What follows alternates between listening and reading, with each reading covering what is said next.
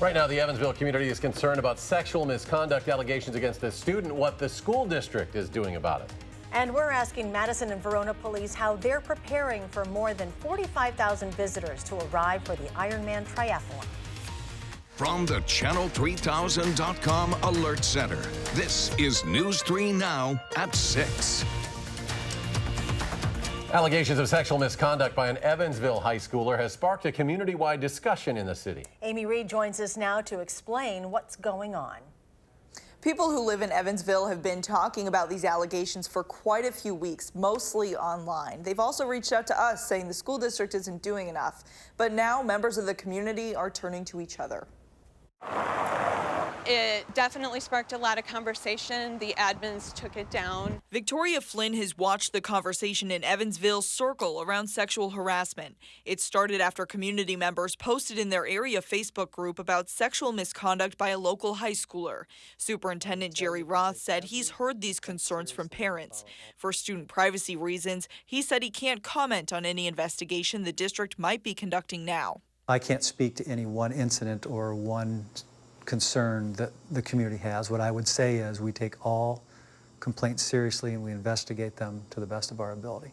Flynn said after seeing the conversation and questions online about how the school district handles sexual misconduct claims, she wanted to bring it to real life. She held a community meeting last night to get answers. The community has kind of blown up in its concern, and I felt that it was really important that the community members and parents and neighbors and police force and the administration meet together to just have an honest conversation. She said it went well, though the school district didn't go, saying they didn't have information they could share. While police couldn't give specifics either, she said they answered questions on the process. But Flynn said this is just the start. We want to follow up to this. We want actual action. We're not interested in paying lip service to the conversation. And the superintendent said any concerns parents continue to have, he's willing to listen. If it's a school issue or if a concern comes to us, we take every concern seriously. We investigate every concern that comes to us, and we follow our policies and procedures so that we are consistent with every concern that does come our way. Roth said the district's policy when it comes to sexual misconduct is written in conjunction with the Wisconsin Association of School Boards. It's available online. We'll link you there on our website. The Fall River School District superintendent was abruptly fired. The school board went into closed session Wednesday to discuss a letter that had to do with Dr. Michael Garrow's employment. After coming out of closed session, Garrow's contract was immediately terminated. Garrow has been superintendent since August 2015.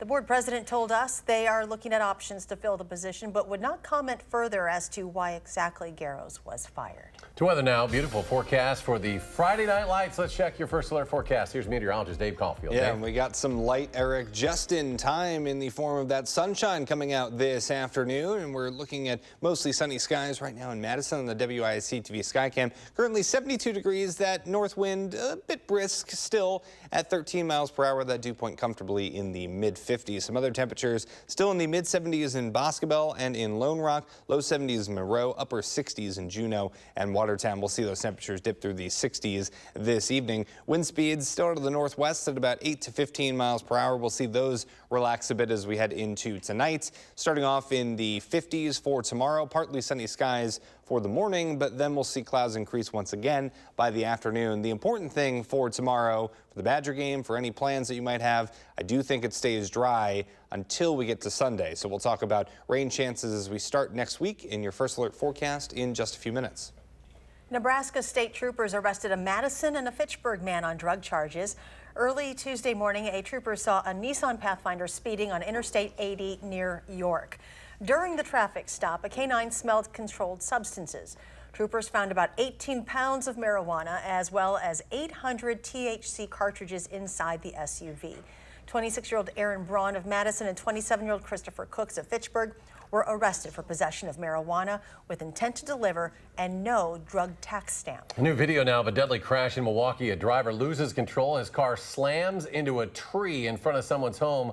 sending the windshield flying. Home surveillance video captured the whole thing. This was early Thursday. Almost immediately, Good Samaritans rushed to help. Police say the crash killed the driver. A passenger did survive. They have not been identified. 3 men are facing charges for stealing $9,500 from a man at an Easttown Mall parking lot. This happened about 12:30 this morning. The 33-year-old Sun Prairie victim told police he was trying to buy marijuana from the men when one of them pulled out a gun and threatened him. After they took his money, police say the victim started chasing them down I-90 till his van ran out of gas near Edgerton. State Patrol arrested Thomas Gleepley of Madison, Vernell Obey of Denver, and James Flomo of Fargo, North Dakota, all on tentative armed robbery charges. Students in the Mount Horeb School District are enjoying upgrades in their classrooms and laboratories. The renovations are officially complete after a ribbon-cutting ceremony today at the district's high school. The safety and security systems were also upgraded. After years of planning, district officials say they are proud the $38.5 million renovations are finished. We're always looking for ways in which we can help make our program even stronger. And by having the facilities necessary to take us to the next level, breakthrough levels, we've got them now, and that's a result of a very, very generous community. A 2019 plaque will be put into the exterior of the high school to commemorate the renovations of this year, which will also include a time capsule. Following the ceremony, maps were handed out for people to tour the high school. More local news now. Dane County's Henry Vilas Zoo has earned its accreditation from the Association of Zoos and Aquariums. County Executive Joe Parisi, Zoo Director Rhonda Schwetz, and zoo staff attended the annual accreditation conference in New Orleans. They presented exciting plans for the future, including new expanded hours that'll take effect next year. From Memorial Day to Labor Day, the zoo will be open until 8 p.m. and admission is free.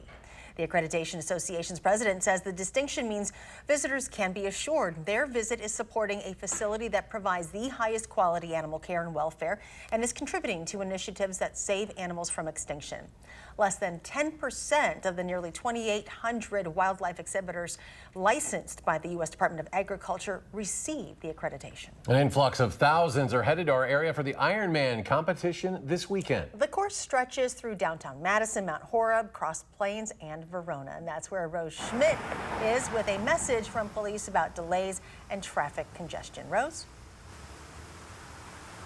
Eric and Charlotte, this stretch of South Main Street will be open on Sunday, but farther down North Main Street will be closed, as well as just a few other streets throughout Verona. And in the meantime, city officials are trying to make sure that they make you aware of potential traffic impacts by putting up signs just like this one. You'll be able to feel the impacts of the Ironman Triathlon, not just in downtown Madison, but throughout Dane County. This brings thousands of additional people to Verona. Sergeant Jesse Christensen says he's been preparing for Sunday's race for months. The bicyclists will make 2 loops through Verona on the north and south ends of the city. So we just ask that the people that are coming through town plan ahead, plan some additional time to travel, and we just ask that they remain patient with us as we try to get them through as safely as possible. There will be minimal road closures in Verona, but police are asking people to avoid the intersection of Old Highway PB at Wayland if possible. Before and after the bike course in Verona, the athletes will be on the course in downtown Madison. The start-finish line is very big. The morning swim is big. The triathlon starts with the swim course in Lake Monona and ends with the running course downtown and near the UW campus. So you'll see 10,000 people at least on the Monona Terrace and on the helixes on the ground watching the start of the swim. The race does cause some hiccups for drivers trying to get downtown, but Lieutenant McCaw says you can't really put a dollar amount on the revenue the race has already led up to this year, as athletes have come from out of state to practice on the Ironman course. This is certainly a very healthy monetary boost to the downtown area. So these guys are not going to be in bar fights after the event. Some of the people from further away come for a week, and so we've had a chance to talk to them about Madison and where to go eat and what to see and what to do. Not to mention the impacts on the smaller surrounding communities. We're pushing probably close to 2 decades that this has been in Verona, and as I said before, we try to treat this like a well-oiled machine. Verona police say they will work with local businesses that are along that bike route, and we'll put up more information about road closures on our website, channel3000.com. Rose, thank you. Next at 6, Fitchburg business owners are struggling from a roundabout construction project blocking access to their storefront. Now there's more local news ahead while the city of Janesville is in desperate need for more housing options. That's tonight, News 3 Now at 10.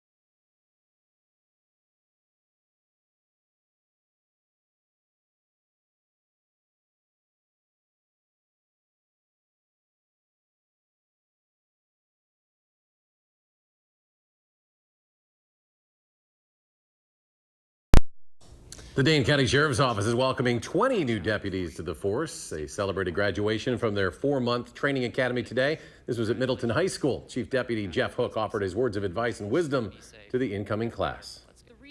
You will see and experience things that will change your life view, your very soul.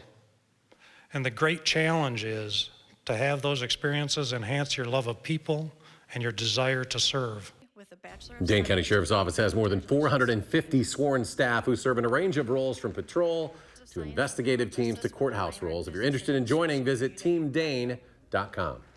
A Fitchburg construction project is making it difficult to access surrounding businesses for both the employees and the customers. Gabriella Becerra spent time today in Fitchburg with how business owners are dealing with that inconvenience.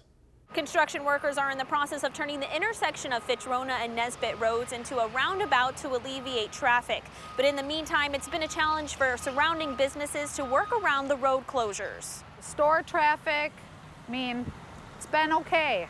You get a lot of the tourists coming in versus the regulars who don't want to brave Verona Road or Nesbitt Road. Bavaria Sausage sits in the center of it all. I lost 3 parking stalls. So that's the hard part. I lost 3 beautiful pine trees that were over here. And on the other side of the intersection, It's Your Party owner Judy Jenkins says every day employees and customers have to find a different way to access the store. I think what's most upsetting to us as a company, it wasn't a lot of forewarning of how it was going to impact us. So it was, I think it could have been explained a little bit better. Both store owners say they have taken a hit financially. You normally have a sale in September, a big warehouse sale here on the corner. Lots of advertising several months prior. People drive by seeing it.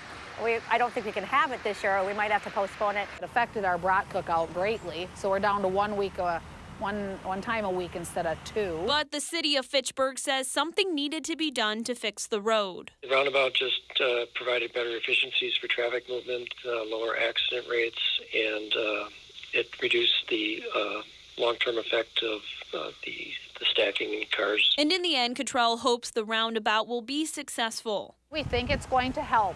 Yes, it will hopefully help keep things moving. Business owners say they hope they don't have to deal with this too much longer. They were told to expect the work to be completed in October. In Fitchburg, Gabriella Becerra, News 3 Now.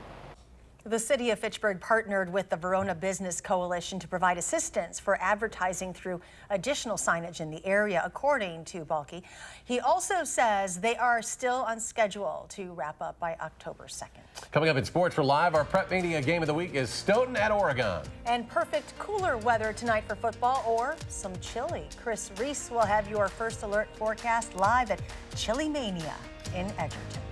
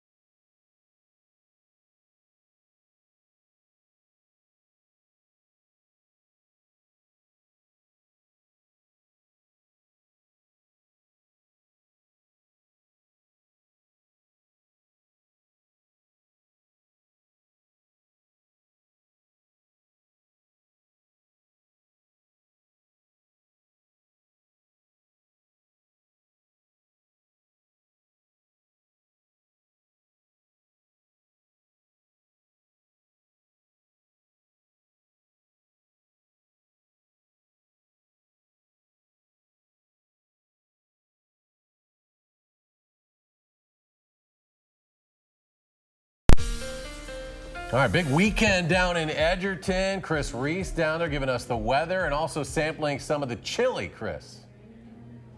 Yeah, that's right. Life has been great right now. In the past hour, I have enjoyed some live music, eaten some chili, and gotten paid for it. So life is great right now. It's pretty good, though. I spilled a little bit on the shirt. I don't know if you can see it. Hopefully not too bad. Hopefully we can salvage the sweater vest later on. But I'll tell you what, we've certainly got a beautiful night out here tonight, and then tomorrow should be a relatively dry and beautiful day. It's going to be a little bit chilly to start, but then we'll see a taste of early fall with those cool temperatures, and then some clouds will come in to spice up the sky as we move towards the afternoon as temperatures work towards the mid-70s. Now, tonight, again, will be a very beautiful night if you're coming on out here. We're going to see a few clouds, but still things are going to be on the cooler side. Lows will fall towards about 53 degrees.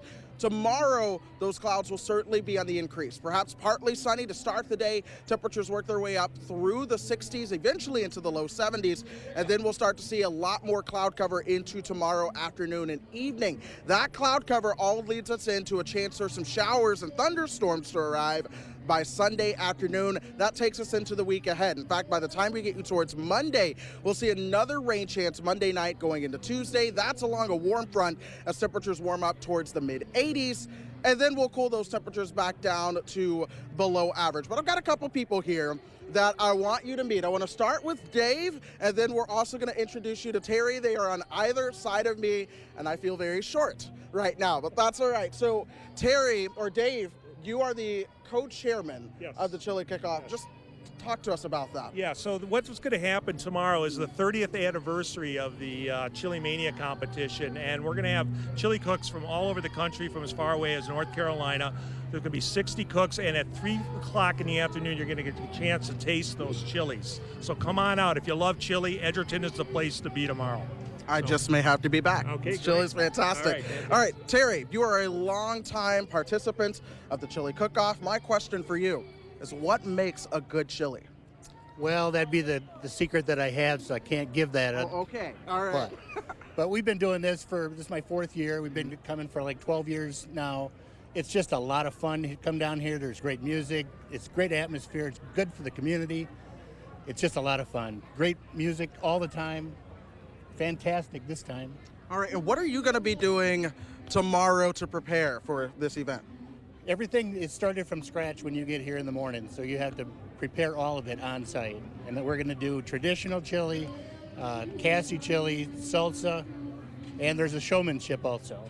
All right, well, best of luck to you. I may be here to try that tomorrow. We'll see. We'll see how the day plans out. But again, we have just had a phenomenal evening out here. The first round of chili that I've been able to taste is astronomically good. So it can only get better, I'm assuming, by the time the chili gets judged as we head into tomorrow. It's that time of the year as things start to get a little bit cooler.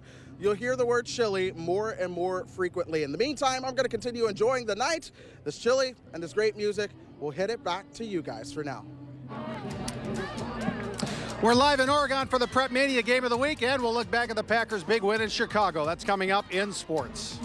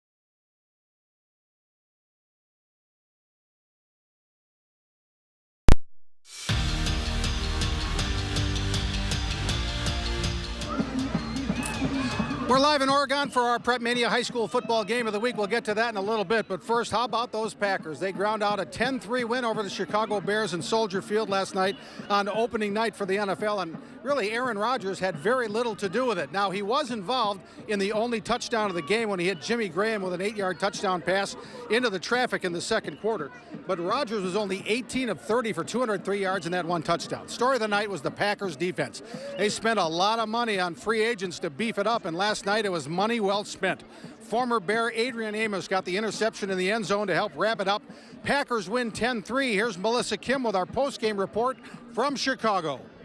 All right, so let's talk a little defense to start. How big was the Packers' performance last night? Well, this was the first time since 1996 that the Packers' defense has given up 3 or fewer points in a season opener. So how do they feel about that? Let's check in with Blake Martinez. Just getting out there. We didn't play that much in the preseason, so being able to get out there and just start hitting people, making plays, and doing those types of things with all the guys, once again, it's awesome. We keep harping on the little things, man. We're going to be dominant and be great as a team. But how you feel about it? And I feel like, man, it's just a building block, man. This is the start of something great, man. Yeah. Guys got their head on straight. We're going to go out there, man. We're going to watch the film, be critical of ourselves, come out next week a whole lot stronger. As for the offense, okay, so it took a little time for them to get rolling, but still lots to improve upon.